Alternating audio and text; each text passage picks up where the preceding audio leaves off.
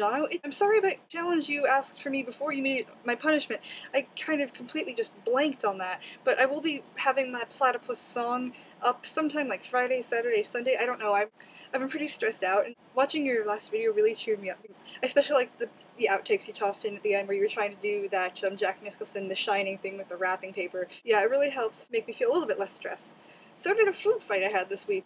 After all, stressed spelled backwards is desserts. Thank goodness I have some friends who are also stressed out by final exams. We basically went out and bought a bunch of whipped cream and chocolate syrup, powdered sugar, messy sweets that we could throw at each other, and we went outside in the snow and had a bit of a food fight.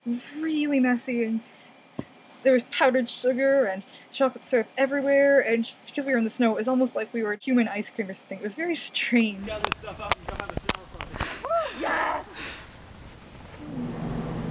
It was a really brief fight, but I just walked back into my this building, and I was covered in whipped cream, and I had powdered sugar all over my hair, and I had goggles on, and I could barely see because there was just so much junk covering them. And initially I felt a bit bad just because the food fight had been a bit wasteful. Then I thought about it, and now I've come to terms with it, because we weren't necessarily wasting the most nutritious food, we were wasting sweets, food that would normally be unhealthy for people. I don't know.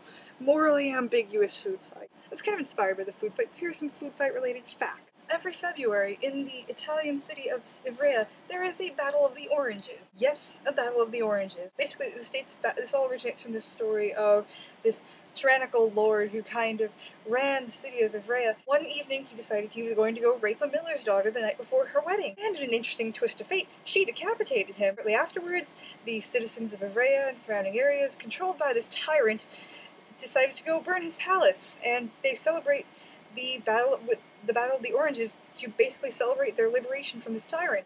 Every year, citizens of Ivrea divide up into about 9 teams and violently hurl oranges at each other. While some believe that this tradition may have stemmed from like the 12th century, they aren't actually sure how oranges got involved in it, which I find kind of hilarious considering it's the Battle of the Oranges. Like, initially, this tradition consisted of the citizens throwing beans at each other, but gradually it evolved to oranges. Second random fact, apparently food fights are not just reserved for the folly of college students and occasional comedic moments in movies. No, Taiwanese MPs like to get into the food fights as well. Taiwanese MPs have been known to get into very aggressive debates and occasionally fistfights, so I guess a food fight shouldn't have been that surprising.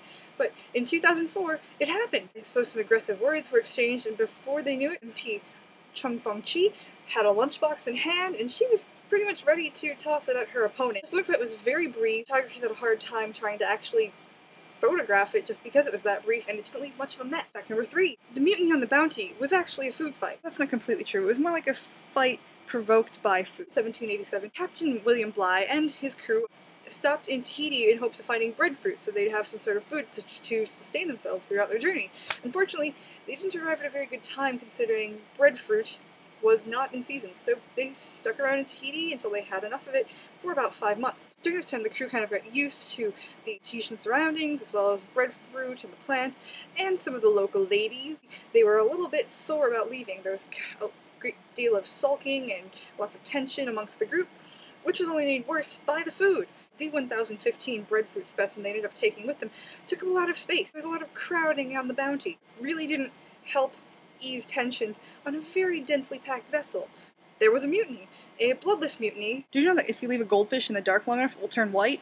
If you leave a goldfish in the dark long enough, it will become pale. They have these cells called chromatophores, which produce different pigments depending on the light they're reflecting in their surroundings, which means that if you were to leave a goldfish in the dark for a long period of time, its chromatophores would stop producing pigment, so it would become extremely pale. It would not become colorless, however, though, because goldfish also gain color from the foods they eat. Sorry, I know that one didn't have to do with food, and that's why I felt I had to throw it in, because you said this was random fact week, and I chose 3 that were stitched together by some sort of common thread, and that was just silly. One more thing I thought I'd share with Jono and the subscribers, of which I think there are like 17 of you now, which is fantastic. While I was trying to find food fight facts, I found this video on YouTube called Food Fight. Nifty animation. Link in the doobly-doo. Of course, if you are offended by the idea of warfare represented in the medium of animated food, you probably shouldn't check it out.